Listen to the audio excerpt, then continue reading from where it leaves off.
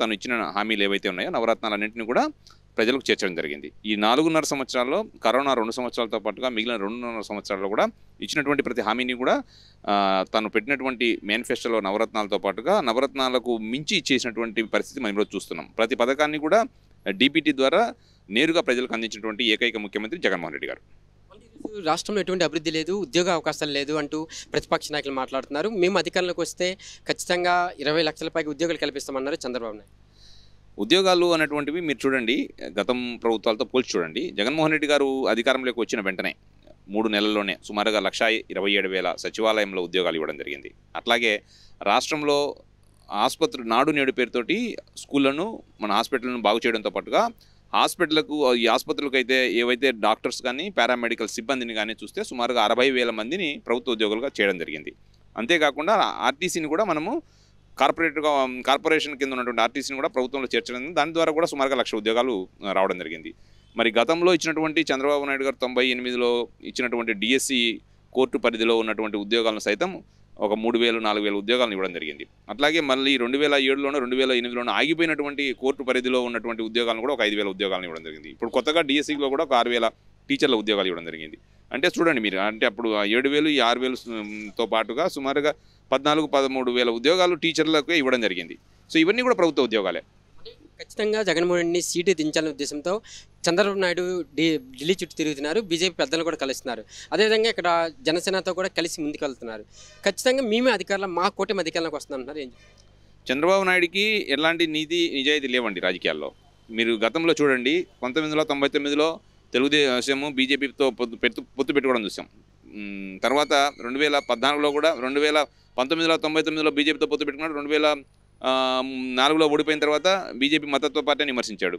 2004లో ఓడిపోయిన తర్వాత మసీదుకి వెళ్ళి మళ్ళీ రాబోయేటువంటి రోజుల్లో నేను ఎప్పుడు కూడా బీజేపీతో పొత్తు పెట్టుకుని అది ఒక మతత్వ పార్టీ అని చెప్పేసి మసీదులో ప్రామిస్ చేశాడు. సో మళ్ళీ 2014 ఎన్నికల్లో నరేంద్ర మోడీ హవాను ఉపయోగించుకోవడం కోసం మళ్ళీ 2014లో బీజేపీతో పొత్తు పెట్టుకున్నాడు. జనసేనతో కూడా పొత్తు పెట్టుకున్నాడు.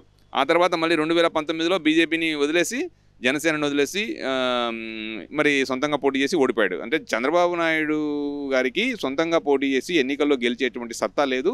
కాబట్టి 2019లో కాంగ్రెస్తో కూడా పొత్తు పెట్టుకున్నాడు. రైట్, మనం చూసాం అది. అంటే ఆ కాంగ్రెస్ పార్టీతో అయినా పొత్తు పెట్టుకుంటాడు, బీజేపీతో పార్టీతో అయినా పొత్తు పెట్టుకుంటాడు, ఇంకొక పార్టీతో అయినా పొత్తు పెట్టుకుంటాడు. సో చంద్రబాబు నాయుడుకు రాజకీయ విలువలు అలాంటివి ఏమీ లేవు. సో ఏ పార్టీతో అయినా పొత్తు పెట్టుకుంటాడు. కానీ 2024లో ఎవరితో పొత్తు పెట్టుకున్నా కూడా ఓడిపోవడం ఖాయం. టీడీపీ అధికారంలోకి వస్తే ఖచ్చితంగా అమరావతి రాజధాని అంటూ నిన్న నారా భువనేశ్వర్ గారు చంద్రబాబు నాయుడు భార్య గారు మాట్లాడుతున్నారు. అమరావతి రాజధాని అంటారు.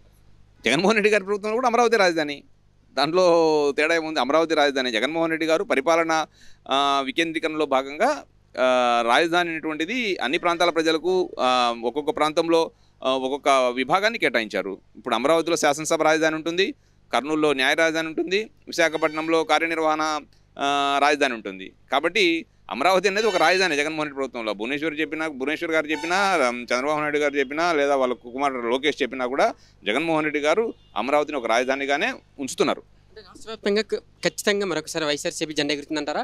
మీలాంటి కన్నులందరూ కూడా, అంటే మీలాంటి యువత అందరూ కూడా వైసీపీకి సపోర్ట్ చేస్తారా సోషల్ మీడియాలో ఇంకా అదర్ రాష్ట్రంలో యువత, మహిళలు, విద్యావేత్తలు, అన్ని విభాగాలు సంబంధించిన ప్రజలు కూడా రాష్ట్రంలో జగన్మోహన్ రెడ్డి గారి పరిపాలనే కొనసాగాలని కోరుకుంటున్నారు. జగన్మోహన్ రెడ్డి గారు 2024లో గెలవాలనుకుంటున్నారు. ఎందుకంటే రాష్ట్రంలో మీరు చూస్తే పరిపాలన కానివ్వండి, లేకపోతే ఈ యొక్క సంక్షేమ పథకాలు ప్రధానంగా చూస్తే అందరి ప్రజలకు, అంటే కులం, మతం, ప్రాంతం, రాజకీయ పార్టీలు చూడకుండా ఈరోజు లబ్ధిదారులు అందరికీ కూడా ఈరోజు డీబీటీ ద్వారా అందడం జరిగింది. ఇది చంద్రబాబు నాయుడు గారి లాగా చేసినటువంటి ఏ ఒక్క హామీని కూడా చంద్రబాబు నాయుడు గారు పూర్తి చేయరు. రైతు రుణమాఫీ, డ్వాక్రా రుణమాఫీతో పాటుగా ఏవి కూడా నెరవేర్చరు ఆయన.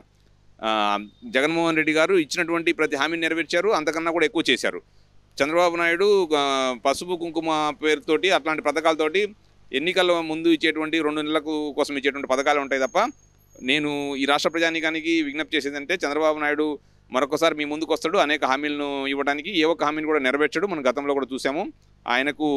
ఆయన చెప్పేటువంటి మాటలకు క్రెడిబిలిటీ ఎప్పుడు ఉండదు. కాబట్టి రాష్ట్ర ప్రజలు ఆయన చెప్పేటువంటి హామీలను కానివ్వండి, ఆయన చెప్పేటువంటి పథకాలను చూసి మోసపోవద్దు అని చెప్పేసి నేను ఒక ఎన్ఆర్ఐగా ప్రజలకు విజ్ఞప్తి చేస్తున్నాను. ఎక్కడ ఏం జరిగినా జరుగుతున్నా సోషల్ మీడియాలో ఈరోజు సరికొంత పొంతలుగా తొక్కుతుంది, తెలుస్తుంది వెంటనే. అటువంటిది సోషల్ మీడియాకి సంబంధించి ఈరోజు వైఎస్ఆర్సీపీ బలంగా ఉందని భావిస్తున్నారా? ఇక్కడ సజ్జల భార్గవరెడ్డిని ఇన్ఛార్జ్గా నియమించారు. ఎలా ఉంది ఈరోజు YCP social media?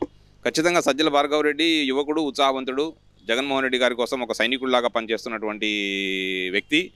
Sajjala Bhargav గారి ఆధ్వర్యంలో సోషల్ మీడియా బ్రహ్మాండంగా పనిచేస్తుంది.